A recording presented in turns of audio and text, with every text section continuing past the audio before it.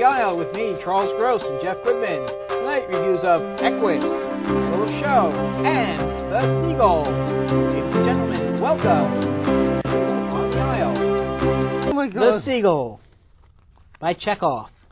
Okay. A long play. A very long play. And normally a very depressing play. I swear, didn't Chekhov ever write anything uplifting that wasn't so He depressing? lived in Russia at a very bad time. Well, was there ever a good time to live in Russia? Yeah. If you were the Tsar, everything was fine. Well, the Tsar was living there at the same time, so I guess it was the best of times, it was the worst of times, but that's for another show. That's for next week. All right. Well, and I'll tell you, normally Chekhov can be long, and it can be boring, and it can be very depressing.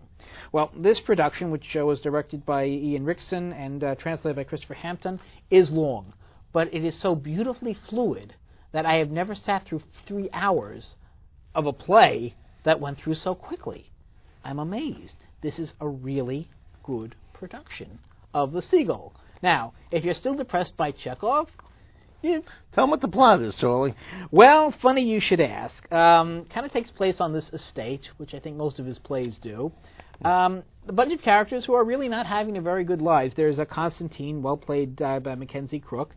He is a aspiring writer who lives in the shadow of his actress mother. This is a woman who is kind of a combination of, let's see, Auntie Mame and Alexis Carrington. I mean, she's a popular actress, but she knows she's getting older. She can't give up the spotlight, even when to help her son.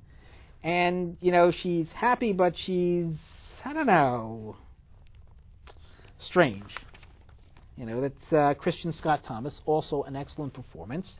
And then there is, of course, Nina, who is nicely played by Carrie Mullington, who is the object of Constantine's desire. Constantine being the aspiring writer who's really depressed. And Nina wants to be an actress, and Constantine has her eye on her, but Nina, in turn, has her eye on an established writer who she tries to get something going with, nicely played by Peter Sarsgaard, who is the only character in the play. Peter Sarsgaard. Sarsgaard, thank you. Who is the only character in the play who I think is kind of happy, although he's torn between Nina and Constantine's mother, who he's already having something hot and heavy going on with. And it's interesting because he downplays the role so much, and yet he's a real cad. At one point, at first he kind of looks like a victim, and then you realize this is not a nice person. I mean, he may be low-key, but he seems to know exactly what he's doing. Mm-hmm. And kind of hurts Nina as a result. And what happens as the play goes on? Well, as the play goes on, I forgot about Soren, who is Constantine's uncle.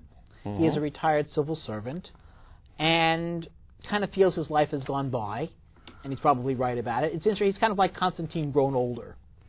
And basically, we meet them, and oh yes, there's a doctor. You know why there's a doctor? Someone gets sick. No, because there's always a doctor in a Chekhov play. Oh, this is true. Well, Chekhov was a doctor, and that's why he always wrote a doctor into his plays. And we meet them, and then we follow them a couple of years later, and where we see Constantine has had some success, and Nina has become a full-time actress, but everyone is still pretty depressed. So it's a sad play, but what I loved about this production is you weren't weighed down by it. You can sit through it. It captures your attention, and despite all the depressing things that are happening on stage, and pretty much everything that is happening on stage is depressing in this play, you come through it, and you sit through it, and you enjoy it, and I normally don't enjoy something like this.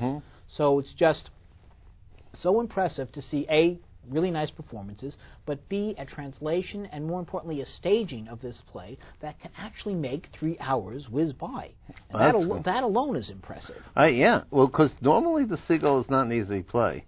Chekhov in general is not easy.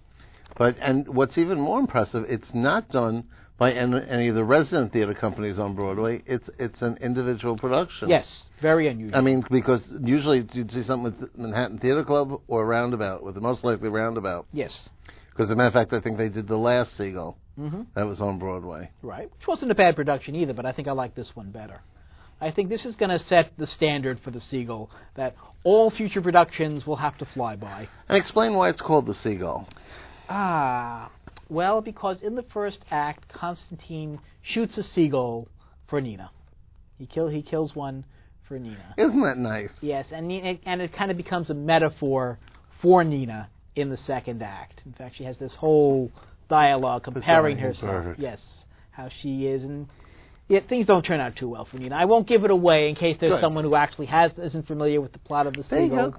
But I will say, if you're into Chekhov, or if you would like to see why people make a fuss over Chekhov, this is why. This is why. Well said. Thank you very much.